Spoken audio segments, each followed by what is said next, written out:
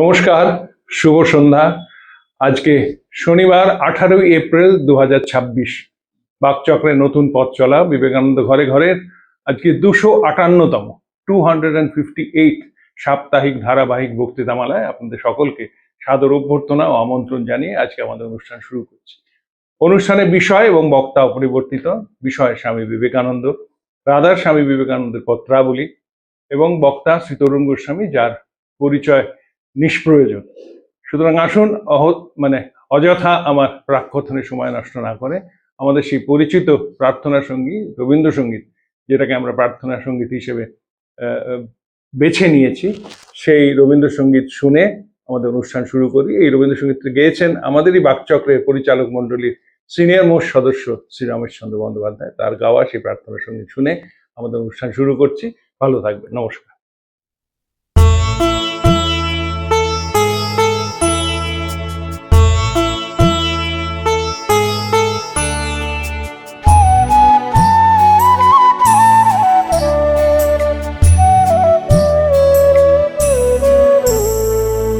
তোমারে করিয়াছি জীবনের ধ্রুবতারা, এ সমুদ্রে আরো কবু হব না গো পথহারা। তোমারে করিয়াছি জীবনের ধ্রুবতারা।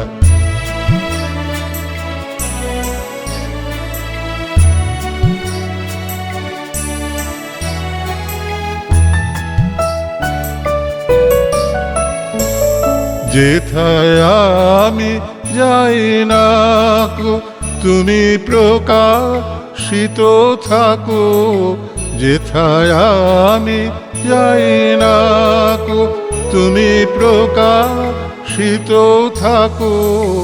অকুল নয়ন জলে ঢালো গো কিরণ ধারা।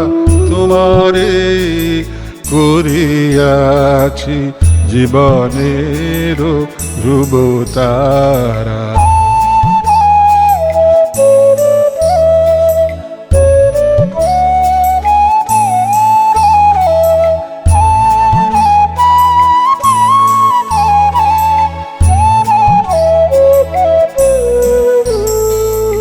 তব মুখ সদা মনে জাগিতেছে সঙ্গপানে, তিলেকো অন্তর হলে নাহিরি কুল কিনারা। তব মুখ সদা মনে জাগিতেছে সঙ্গপানে, তিলেকো অন্তর হলে নাহেরি কুল কিনারা। কখনো বিপথে যদি ভ্রমিতে চাহে হৃদি, কখনো বিপথে যদি ভ্রমিতে চাহে হৃদি, অমনীয় মুখ হেরি শরমে যে হয় সারা। তোমারে করিয়াছি জীবনের ধ্রুবতারা, এ সমুদ্রে আরো কবু হব না গো পথহারা। তোমারে করিয়াছি জীবনের ধ্রুবতারা।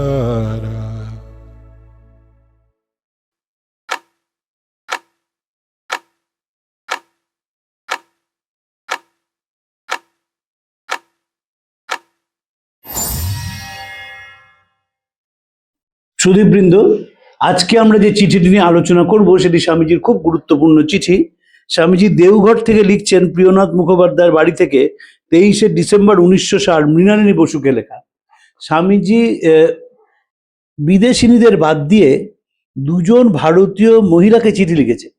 এক হচ্ছে হরিপদ মিত্রের স্ত্রী, এবং স্বামীজি, তারা স্বামী স্ত্রী দুজনে স্বামীজির শিষ্য ছিলেন, বেলগাঁওয়ের ফরেস্ট অফিসার।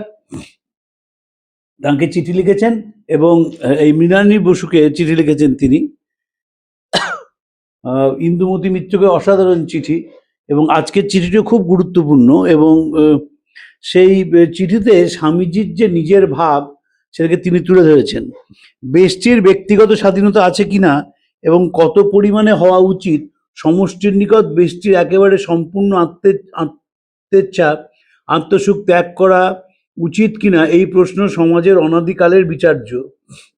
এই প্রশ্ন সিদ্ধান্ত লইয়াই সকল সমস্ত ব্যস্ত। আধুনিক পাশ্চাত্য সমাজে ইহাই প্রবল তরঙ্গরূপে ধারণ করিয়া সমস্ত হইয়াছে। যে মত ব্যক্তিগত স্বাধীনতাকে সমাজের প্রভুতার সম্মুখে বলি দিতে চায়, তাহাতে ইংরেজি নাম সোশ্যালিজম, ব্যক্তি সমর্থক মতের নাম ইন্ডিভিজুয়ালিজম। দেখুন, ভূপেন্দ্রনাথ দত্ত প্রথম বলেছিলেন, স্বামীজি মার্কসের লেখা পড়েছেন। আমাদের এখানকার যারা, তারা তো মানতেই রাজি হলেন না। আসলে আমরা নিজেরা এত সংকীর্ণ মনা, তাই ঠাকুর স্বামীজিকেও আমাদের মতো করে সাজাতে চাই। স্বামীজি প্রোলেটারিয়েট শব্দটা ব্যবহার করেছেন লেখায়।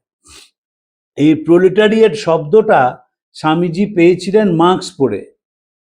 মানবেন্দ্রনাথ রায়কে লেনিন বলেছিলেন 1896 সালে ইংল্যান্ডে তার সঙ্গে একজন যোগীর দেখা হয়েছিল।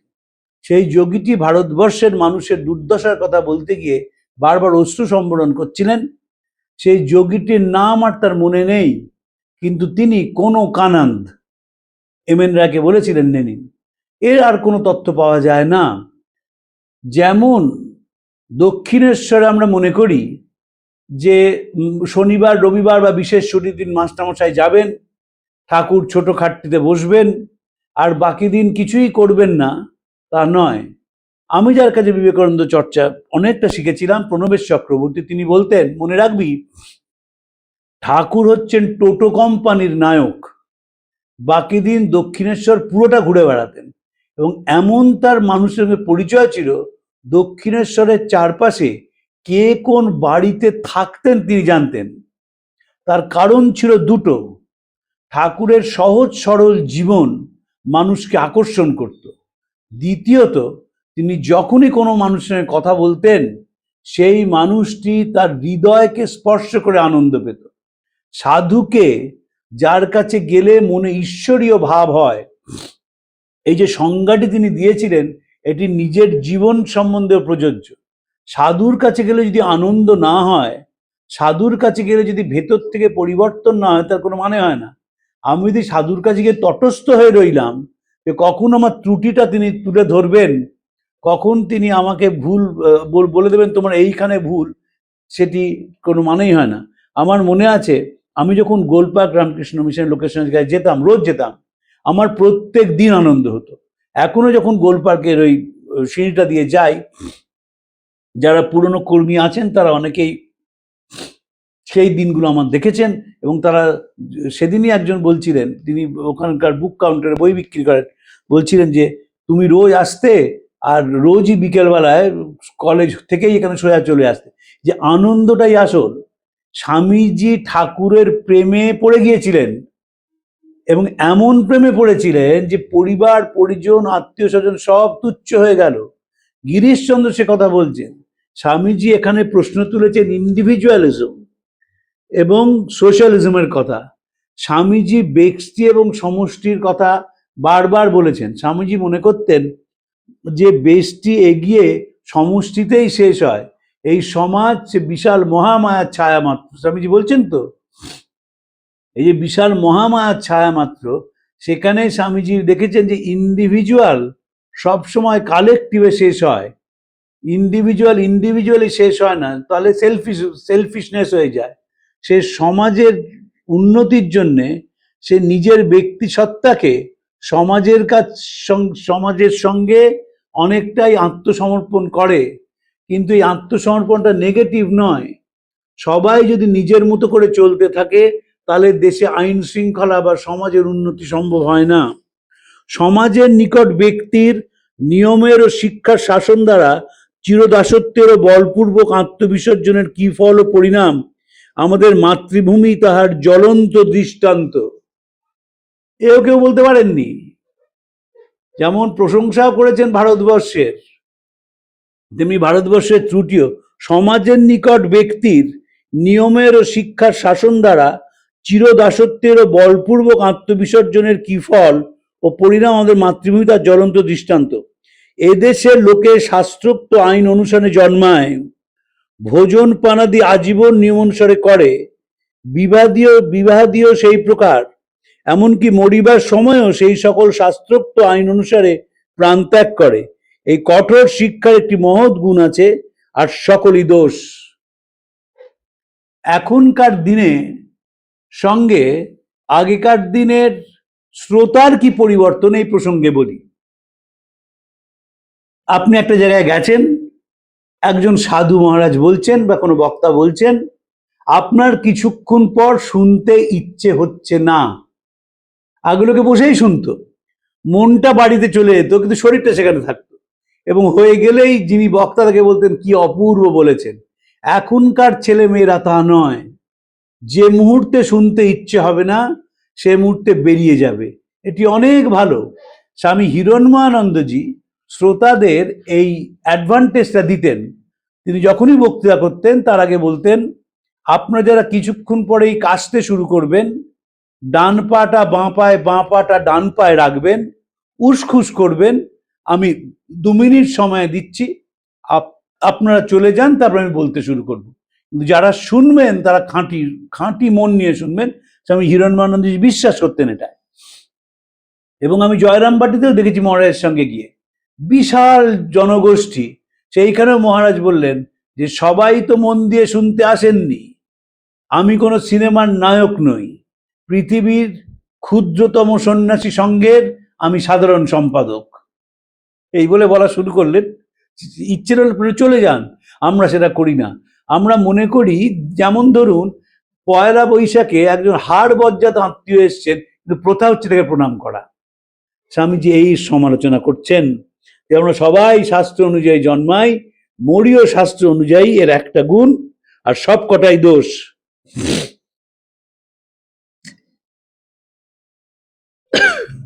এই কঠোর শিক্ষা একটি মহৎ গুণ আছে, সকলই দোষ। গুণটি এই যে 2-1টি কার্য পুরুষানুক্রমে প্রত্যহ অভ্যাস করিয়া অতি অল্প আয়াসে সুন্দর রকম লোকে করিতে পারে। 3খানা মাটির ঢিপি ও খানকয়ে কাষ্ঠ লইয়া এদেশের রাঁধুনি যে সুস্বাদু অন্ন ব্যঞ্জন প্রস্তুত করে, তাহা আর কোথাও নাই। একটি মান্ধাতার আমলের 1 টাকা দামের তাঁত ও একটা গর্তের ভিতর পা, এই সরঞ্জামে 20 টাকা গজের কিংখাপ কেবল এদেশেই হওয়া সম্ভব। একখানা ছেঁড়া মাদুর, একটা মাটির প্রদীপ, আর রেড়ির তেলের উপর সর্বসহিষ্ণু রেড়ির তেল, এই উপাদান সহায় দিগ্গজ পণ্ডিত এদেশেই হয়। খেঁদা বোঁচা স্ত্রীর ওপর সর্বসহিষ্ণু মহত্ব ও নির্গুণ মহাদুষ্ট পতির উপর আজন্ম ভক্তি এদেশেই হয়। এই তো গেল গুণ। কি অসাধারণ উদাহরণ!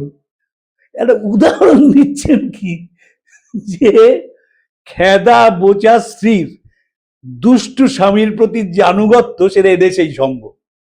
একটি রেড়ির তেলে বসে এখানকার পণ্ডিত যা রচনা করেন তা পৃথিবীর কোথাও হয় না। একটা ছেঁড়া তাঁতের যন্ত্র, তাতে যে কিংখাপ রচনা করা হয়, তাও কোথাও পাওয়া যায় না। মাটির খুঁড়ি সাজিয়ে যে সুস্বাদু রান্না করা হয়, তাও জগতে বিরল। কিন্তু সমস্তগুলি মনুষ্যের প্রাণহীন যন্ত্রর ন্যায় চালিত হইয়া থাকে। তাতে মনোবৃত্তি স্ফূর্তি নাই, হৃদয়ের বিকাশ নাই, প্রাণের স্পন্দন নাই, ইচ্ছা শক্তির প্রবল উত্তেজনা নাই, তীব্র সুখানুভূতি নাই, বিকট দুঃখের স্পর্শ নাই, উদ্ভাবনী শক্তির উদ্দীপনা একেবারেই নাই, নতুনত্বের ইচ্ছা নাই, নতুন জিনিসের আদর নাই। এই যে মেকানিক্যালি কোনো কাজ করে যাওয়া, স্বামীজি সেটিকে খুব সমালোচনা করেছেন। যারা প্রথম প্রথম দীক্ষা নেন, তাদের মধ্যে জপ করার একটা আকর্ষণ থাকে। তারা মনে করেন যে জপ করতে বসলেই তারা সব কিছু পেয়ে যাবেন, এবং জপে বসেই বিরাট সংখ্যক যারা নতুন দীক্ষা নিচ্ছেন নাক ডাকতে শুরু করেন। আমরা বেলুড় মঠে যখন ওই মন্দিরে জপ করতাম কম বয়সে, তখন দেখেছি যে কিছুক্ষণ পরেই জপের সময় নাক ডাকছেন, আবার অনেকে গড়িয়ে বসে তার মাথাটা মাটিতে ঠুকে যেত, তাও দেখেছি। ওই যন্ত্রের মতন কাজ করা। তাই স্বামীজি বলছেন, কিন্তু এই সমস্তগুলি মনুষ্য প্রাণহীন যন্ত্রের ন্যায় চালিত হয়ে করে। তাতে মনোবৃত্তি স্ফূর্তি নাই, হৃদয়ের বিকাশ নাই, প্রাণের স্পন্দন নাই, ইচ্ছাশক্তির প্রবল উত্তেজনা নাই, তীব্র সুখানুভূতি নাই, বিকট দুঃখেরও স্পর্শ নাই, উদ্ভাবনী শক্তির উদ্দীপনা একেবারেই নাই, নতুনত্বের ইচ্ছা নাই, নতুন জীবনের আদর নাই। এই হৃদয়াকাশের মেঘ কখনো কাটে না, প্রাতঃ সূর্য উজ্জ্বল ছবি কখনো মনকে মুগ্ধ করে না। এই অবস্থার অপেক্ষা কিছু উৎকৃষ্ট আছে কিনা মনেও আসে না। আসিলেও বিশ্বাস হয় না, বিশ্বাস হইলেও উদ্যোগ হয় না, উদ্যোগ হইলে উৎসবের অভাবে তাহা লীন হইয়া যায়। এই শ্রীরামকৃষ্ণের শিক্ষা। যদি কোনো শিক্ষার মধ্যে উদ্ভাবনী শক্তি না আসে, সেই শিক্ষার কোনো মূল্য নেই। যখন মেকানিক্যালি মানুষ কাজ করতে থাকে, সেই মেকানিক্যালি কাজ তাকে কোনো জায়গায় পৌঁছে দেয় না। নিয়মে চলিতে পারিলেই যদি ভালো হয়, পূর্ব পুরুষানুক্রমের সমাগত রীতিনীতির অখণ্ড অনুসরণ করিয়াই যদি ধর্ম হয় বলো, বৃক্ষের অপেক্ষা ধার্মিক কে, রেলগাড়ির চেয়ে ভক্ত সাধুকে, প্রস্তর খণ্ডকে কে কবে প্রাকৃতিক নিয়ম ভঙ্গের করিতে দেখিয়াছে, গো মহিষাদিকে কেই বা পাপ করিতে দেখিয়াছে। সাহস দেখেছেন? আমরা চিঠিগুলো পড়ি না, পড়লেও ভুলে যাই। এই যে যন্ত্রের মতো চালিত হয়ে করা, এবং পূর্বপুরুষে যদি সবকটির শুভ সংস্কার হয়, তাহলে স্বামীজি প্রশ্ন করেছেন এগুলি।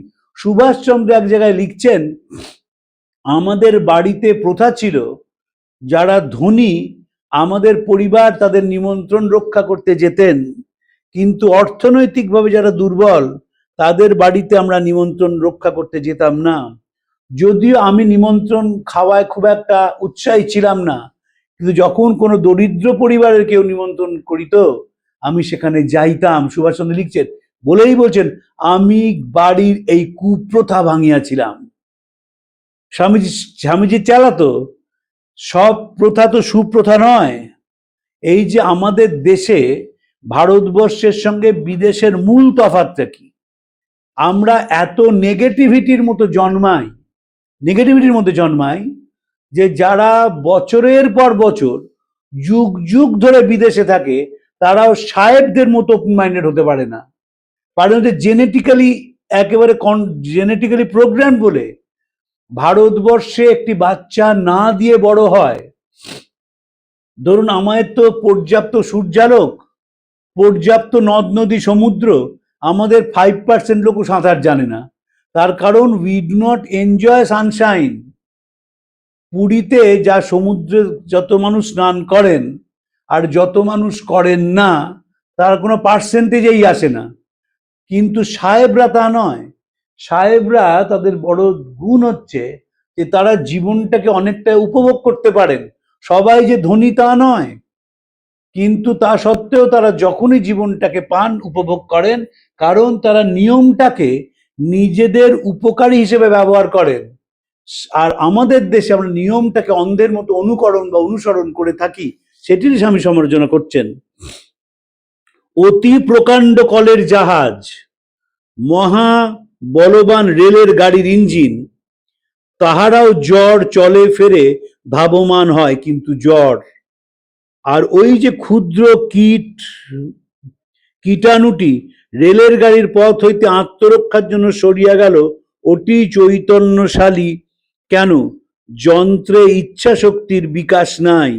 যন্ত্র নিয়মকে অতিক্রম করিতে চায় না, কীটটি নিয়মকে বাধা দিতে চায়। পারুক বা না পারুক, নিয়মের বিপক্ষে উত্থিত হয়, তাই সে চেতন। ইচ্ছা শক্তির যেথায় সফল বিকাশ, সেথায় সুখ ততোধিক, যে সে জীব তত বড়। ঈশ্বরের ইচ্ছা শক্তির পূর্ণ সফলতা, তাই তিনি সর্বোচ্চ। কি অসাধারণ উদাহরণ! এই কথাই স্বামীজি বলেছিলেন শিষ্য শরৎচন্দ্র চক্রবর্তীকে। চিতপুরের হাইড্রোলিক ব্রিজের ওপর দিয়ে ইঞ্জিন যাচ্ছে, তা স্বামীজি বলছেন ইঞ্জিনটাকে দেখিয়ে, দেখছিস বাঙাল কেমন সিংহের মতো যাচ্ছে। তখন শরৎচন্দ্র বলেছেন যে কি বলছেন স্বামীজি, তো জ্বর, লাইন ধরে গড়গড় করে চলেছে। স্বামীজির সঙ্গে সঙ্গে জীবনের সংজ্ঞা দিচ্ছেন তাকে, যেখানেই স্ট্রাগল সেখানেই রেবেলিয়ান, সেখানেই জীবনের চিহ্ন, সেখানেই চৈতন্যের বিকাশ। স্বামীজির সুবিধে হচ্ছে যেটি মাথায় ঢুকে গেছে সেটি রক্ত মজ্জায় হাড়ে মিশে যায়। স্বামীজি শিক্ষার সংজ্ঞা দিয়ে বলেছিলেন এডুকেশন ইজ নার্ভাস অ্যাসোসিয়েশন। নিবেদিতাকে চিঠি লিখেছিলেন যে একটি মতকে বিশ্বাস করো, সেটিকে রক্তমজ্জায় হাড়ে প্রবেশ করা এবং তারপর সেটিকে প্রয়োগ করো সারা জীবনে। স্বামীজি দেখবেন এই কথাই শিষ্যকে বলছেন, ভাষাটা আলাদা কিন্তু বলছেন যেখানে স্ট্রাগল সেখানে রেবেলিয়ান। বিদ্যা শিক্ষা কাকে বলে? বই পড়া না নানাবিধ জ্ঞানার্জন? তাও নয়, যে শিক্ষার দ্বারায়, অসাধারণ সংজ্ঞা, কারোর মধ্যে পাবেন না। গোটা পৃথিবীতে কোনো শিক্ষাবিদ এই সংজ্ঞা দিতে পারেননি। যে শিক্ষা দ্বারা এই ইচ্ছা শক্তির বেগ ও স্ফূর্তি নিজের আয়ত্তাধীন ও সফল কাম হয়, তাহাই শিক্ষা। আমাদের শিক্ষা আবার কারুর স্ফূর্তি হয় নাকি? আমি পরীক্ষায় মুখস্থ করলাম, ফার্স্ট হলাম, পরের বছর ভুলে গেলাম কি পড়েছি। 90% লোক তাই। ধরুন একজন খুব সফল মানুষ, ভাইস চ্যান্সেলর, তাকে জিজ্ঞেস করুন ক্লাস 7-এ কি পড়েছেন, বলতে পারবেন না। তার কারণ যে শিক্ষাটা এই ওপর স্তরে, বুদ্ধির ওপর স্তরে গিয়ে শেষ হয়ে যায়। স্বামীজি সেই শিক্ষায় বিশ্বাস করতেন না। বিশ্বাস করতেন শিক্ষা সমগ্র অন্তঃকরণের মধ্যে প্রবেশ করবে এবং শিক্ষা আনন্দ দেবে। এই কারণেই আমাদের শিক্ষিত মানুষের বাড়িতে, আমরা তথাকথিত শিক্ষিত বলে, আমি তো শিক্ষিত বলি না কাউকে, সো কল্ড এডুকেটেড, তার বাড়িতে দেখবেন বই থাকে না। বই থাকে না তার কারণ হচ্ছে তারা মনে করেন বইটা জঞ্জাল। এখন যা ইন্টিরিয়ার ডেকোরেশন এসেছে, যারা এত এক্সপার্ট এসেছেন ইন্টিরিয়ার ডেকোরেটর, তারা ঠিক জায়গা বের করে নিয়ে বইয়ের ব্যবস্থা করে দেন, কিন্তু কারুর বাড়িতে বই পাবেন না। 2.5 কোটি টাকা দামের ফ্ল্যাট, বই একটিও নেই। এবং কোভিডের পরে আর খবরের কাগজও বাড়িতে আসে না, কারণ বড় হাউসিং কমপ্লেক্সে নিউজ পেপার ভেন্ডারদের ঢুকতে দেওয়া হয় না। তারা মুখে বলেন যে আমরা নেটে পড়ি, নেটে বই পড়া সম্ভব নয়। আমার এক বন্ধু, তিনি একটি বিশ্ববিদ্যালয়ের উপাচার্য, তার সঙ্গে আমার প্রায় লাগতো যে কেন্ডলে বই পড়া যায় না, লোক দেখানো যায়। আপনি যখন সবাই গল্প করছে, আপনি না কেন্ডল পড়ছেন, কিছু পড়া যায় না। তার কারণ কালো সাদা পাতার ওপর কালো ছাপার অক্ষর মনের মধ্যে একটা ইম্প্যাক্ট ফেলে। যখনই আপনি ইলেকট্রনিক্যালি সেটা পড়বেন, সে মোবাইলের স্ক্রিনেই হোক আর কেন্ডলে হোক, স্ক্রিন তো শেষ অবধি, স্ক্রিন আপনাকে ইনফরমেশন দিতে পারে, কিন্তু বই পড়ার আনন্দ দেওয়া সম্ভব নয়। তাছাড়া বইয়ের মজা হচ্ছে আপনি তো স্ফূর্তি করে পড়েন। আপনি সকালে 2 পাতা পড়লেন, সারাদিন ঘুরে বেড়ালেন, আবার সন্ধ্যেবেলা আরেক পাতা পড়লেন। এইটি কেন্ডলে সম্ভব নয়, কিছুতেই দেখবেন সেই মনটা আসবে না। এত সারা পৃথিবীতে আবার বই ফেরত আসছে, আমাদের যেটা ওরা ত্যাগ করে আমরা সেটাকে গ্রহণ করি। বিদেশে উঠে যাচ্ছে এই চিপে গান শোনা, রেকর্ড ফিরে আসছে, পুরো ইউরোপে রেকর্ড বিক্রি হচ্ছে, পিন তৈরি হচ্ছে, এবং গ্রামাফোনের মতন আরো একটা অ্যাডভান্স যন্ত্র বেরিয়েছে, কিন্তু সেখানে রেকর্ড ঘুরছে, কারণ ওটার সঙ্গেই শরীর মন প্রাণ সত্তার যোগ আছে। আপনি একটা চিপ ঢুকিয়ে দিলেন, সঙ্গে সঙ্গে গান বাজতে শুরু করে দিলেন, গান ওভাবে হয় না। গান শোনার একটা অ্যাম্বিয়েন্স দরকার হয়। আবার ফিরে আসছে, এমনি বইও দেখবেন ফিরে আসবে আবার। এখন বোঝো যে শিক্ষার ফলে এই ইচ্ছা শক্তি ক্রমাগত পুরুষক্রমে বলপূর্বক নিরুদ্ধ হইয়া এক্ষণে লুপ্তপ্রায় হইতেছে, যার শাসনে নতুন ভাবের কথা দূরে থাক, পুরাতনগুলোই একে একে অন্তরিত হইতেছে, যাহা মনুষ্যকে ধীরে ধীরে যন্ত্রের ন্যায় করিয়া ফেলিতেছে, সে কি শিক্ষা? চলিত যন্ত্রের ন্যায় ভালো হওয়ার চেয়ে স্বাধীন ইচ্ছা চৈতন্য শক্তির প্রেরণায় মন্দ হওয়া আমার মতে অনেক কল্যাণকর। আর এই মৃতপিণ্ড প্রায় প্রাণহীন যন্ত্রগুলির মতো উপল রাশির ন্যায় স্তূপীকৃত মনুষ্য সমষ্টির দ্বারা যে সমাজ গঠিত হয়, সে কি সমাজ? তার কল্যাণ কোথায়? কল্যাণ যদি সম্ভব হইত, তবে সহস্র বৎসরের দাস না হইয়া আমরাই পৃথিবীর সর্বত্র জাতি হইতাম, মহামূর্খতার আকার না হইয়া ভারতভূমি বিদ্যার চিরপ্রশ্রবণ হইত। এই অসাধারণ কথা স্বামীজির। কেউ পড়লো না তো সুবিধা আছে, ভাগ্যে পড়লো না, তাও মাঝে মাঝে মনে হয় পড়লে খুব গন্ডগোল হতো। পড়লে দেখা যেত যে প্রত্যেক স্তরে আমরা অভিনয় করে বেড়াচ্ছি। এই যে পুরুষানুক্রমে যে শিক্ষা স্বামীজি বলছেন, সেই শিক্ষা আমাদের কোনো কাজে এলো না। কাজে এলো না, তার কারণ হচ্ছে তার সঙ্গে মন প্রাণ যুক্ত হলো না, এবং যুক্ত না হওয়ার ফলে আমরা পরানুকরণে বিশ্বাস করলাম। আমরা শিখলাম A for apple, B for ball, C for cat, D for dog। আমরা শিখলাম, এবং আমাদের মাথায় পূর্বপুরুষেরা ঢুকিয়ে দিলেন, এই আন্তর্জাতিক শিক্ষা না এলে তোমরা পৃথিবীতে কোনো জায়গা করে নিতে পারবে না। চায়না কিন্তু শিখলো না, জাপান কিন্তু শিখলো না, তারা নিজেদের ভাব রেখে দিল। ইদানিং কালে বেশ কিছু ছেলে মেয়ে তারা সংস্কৃত পড়ছে, এবং বিভিন্ন শিক্ষা প্রতিষ্ঠান তারা সংস্কৃতের ব্যবস্থা করেছে। গোলপার্ক রামকৃষ্ণ মিশনে প্রচুর তরুণ তরুণী সংস্কৃত শিখছেন। আমরা যেহেতু সংস্কৃত জানলাম না, আমরা উপনিষদটা পড়লাম না। উপনিষদ তো পৃথিবীর প্রথম গ্রন্থ, যেটি ভয় শূন্যতার কথা বলেছিল। আমরা ভয়টাকে বহন করে বেড়ালাম। এবং আপনাদের আমি দৃঢ়তার সঙ্গে বলছি, আমাদের শাস্ত্রে মনুষ্যের যে বর্ণনা আছে, শারীরিক এবং মানসিক, সে বর্ণনা পৃথিবীর কোথাও নেই। মানুষের মনে যে বিকারগুলো সৃষ্টি হয়, সেই বিকার থেকে বেরিয়ে আসার পথ শাস্ত্রকাররা দিয়েছিলেন। কিন্তু ওই যে শিক্ষা ব্যবস্থা, ওই যা পুরুষানুক্রমিক ভাবে চলছে, সেটা আমরা করলাম, কোনো প্রশ্ন করলাম না। ফলে আমাদের নিজেদের দেশের সংস্কৃতি আমাদের কাছে অজানা রয়ে গেল। এবং আমাদের দেশের সংস্কৃতি মানে রবীন্দ্রসঙ্গীত, আর কিচ্ছু তো আমরা পৌঁছতে পারলাম না। সংস্কৃতি মানে 25শে বৈশাখ 10টা মানুষ রবীন্দ্রসঙ্গীত গাইলেন, তারপর এর পরে আর আমরা পৌঁছালাম না হচ্ছে আমরা কোনো স্তরে মৌলিকতাকে আমল দিইনি। স্বামীজি বলেছিলেন, আমাদের যিনি গুরু তিনি ছিলেন মৌলিক, ফলে আমাদেরও মৌলিক হতে হবে। Our guru was original, we should be either original or nothing. Swami ব্রহ্মানন্দকে চিঠিতে লিখছেন যে আমি একটা আগুনকে বহন করে বেড়াচ্ছি, দুর্ভাগ্য এই যে তোমরা কেউ সেই আগুনকে ছুঁতে পারছো না, তোমরা এখনো সেই এক ছেঁড়া নেতা ধরে টানাটানি করছো। এই যে ছেঁড়া নেতা ধরে টানাটানি, সাহেবী আমলে যারা ইংরেজি জানতেন, রাধাকৃষ্ণানী বলুন, পণ্ডিত নেহেরুই বলুন, তারকনাথ সেনী বলুন, তারা মাতৃভাষাটাও একই রকম জানতেন।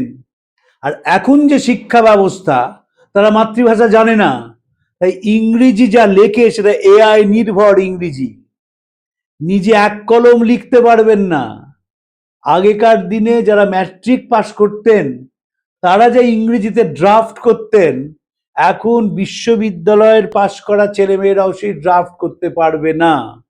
তার কারণই হচ্ছে আগের সেই শিক্ষা ব্যবস্থার মধ্যে মৌলিকত্ব আনার ব্যাপার ছিল।